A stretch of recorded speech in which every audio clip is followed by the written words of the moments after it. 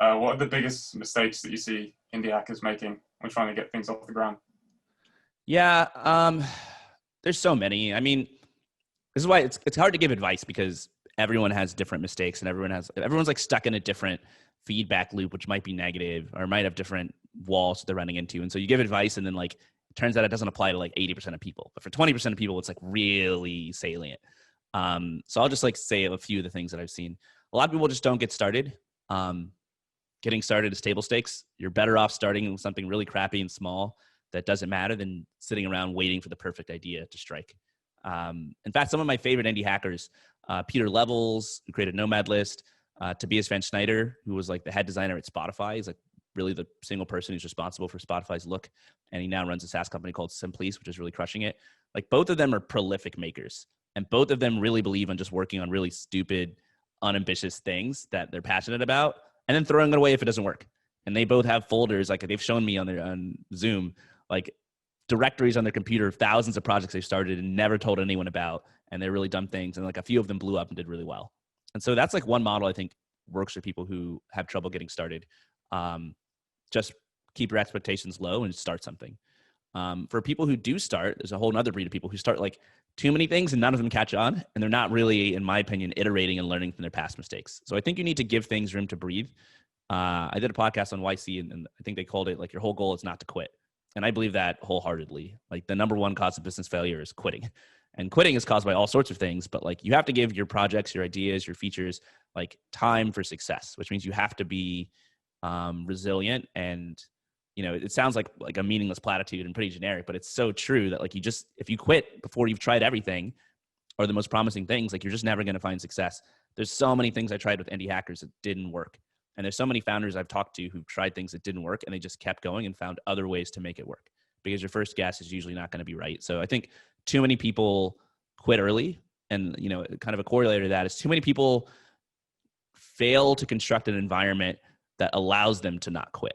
So if you, for example, quit your job with like 3 months of runway in the bank, well, like you're going to have to quit working on your project in 3 months. Now, it would be much better is if you kept working at your job and you found a way to like take the excess salary you're making and like hire a developer to help you build your product. And you can maintain that indefinitely and not quit, or like some other way that you could figure out how to make it so like your environment's not going to force you to have to quit your project after a certain period of time. Also, people like working on projects that they don't even enjoy. That's another reason why people quit, because then things get hard and they're so focused on the end goal. Like I want to build something that changes the world and makes me a boatload of money, but they don't realize that the whole process needs to be fun. Otherwise, when it's hard, you're just going to, you know, give up before you get to the end goal. So I think people structuring their companies in ways that don't make them happy is a huge mistake. What else? I think there's having the wrong mental model for what a company or a business is can really be a hindrance. A lot of people think about businesses as inventions, you know, and an invention is kind of this thing you have to come up with and a flash of insight, and it's got to be unique and different than everything that's come before, and you got to keep it secret. And if you take that model to the business world, you're going to get burned because businesses don't need any sort of flash of insight. A business idea doesn't need to be unique or never before done. It doesn't need almost any of the things that an invention needs. Most of the businesses that we frequent every day are, you know, and to some degree, clones of existing ideas or incremental improvements on existing things that already were out there. And they got released in some sort of MVP format and just the founders iterated on them. And, you know, maybe they innovated in one area, but in most areas, their businesses are pretty conventional. So if you look at a company like Stripe, yeah, like it brought payment processing to the masses, but like its real innovation was like being super developer focused. And there are other ways to process payments before Stripe.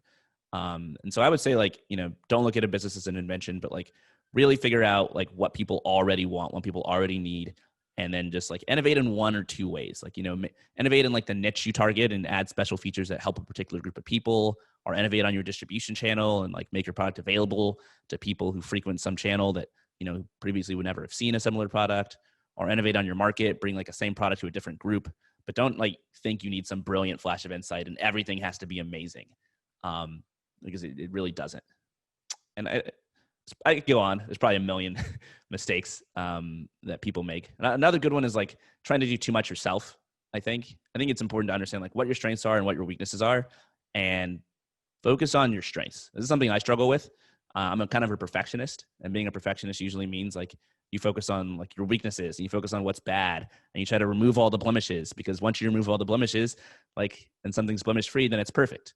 But perfect is not the same thing as great. Like you can have something that's blemish free. Like if I go outside and like paint a wall perfectly and it's like the most perfectly painted wall anyone's ever seen, like, okay, it's perfect, but it's not great. It doesn't do anything for anyone. It's not like amazing. It's better to, I think, double down on your strengths rather than papering over your weaknesses. Figure out what you're good at and just create something great there. And if the rest of your product sucks or your business is kind of crappy, that's fine.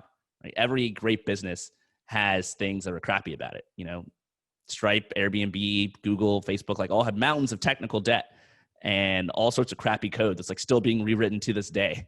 And like, it's easy to hear those stories and think, oh, well, here's why I'm going to do it better. I'm going to make sure I don't have any technical debt. But like, I think that's the opposite lesson you should come away with. You should come away with a lesson that, hey, these companies had all these mistakes and still made it big, which means that focusing on these little mistakes is not the key to winning. It's really doubling down on your strengths. So what makes you great. That's the key to winning. So I think, you know, that's a pretty big mistake founders can make, is getting obsessed with trying to do all the things perfectly and not accepting that when you're just one or two people, a lot of stuff's going to be crappy, and that's fine as long as you've got something that's really worth it.